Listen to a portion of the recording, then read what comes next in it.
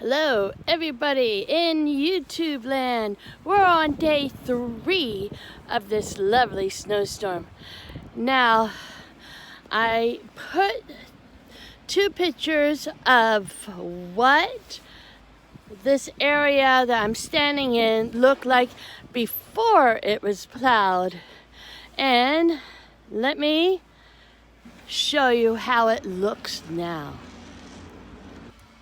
Here's our lovely backyard, and they have completely covered my mother's little tiny lilac bush that, if you saw the other picture before, it was just showing up. So if that thing survives this winter, that's amazing.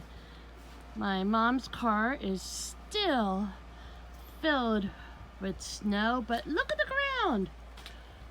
Unfortunately, it looks like I can go to work without help of my brother-in-law's truck. And here's my car. That's something I have to do for today. And this is day 3 of this lovely snowstorm. Ugh. So, I want to tell you the premise of this video is not to show really the lovely outside. Was because I wanted to get 5 days in a row from February 1st to February 5th. And I thought, why not show the 3-day snowstorm, right? Hope you enjoyed, and for those living in Florida, aren't you glad you're not in Pennsylvania right now?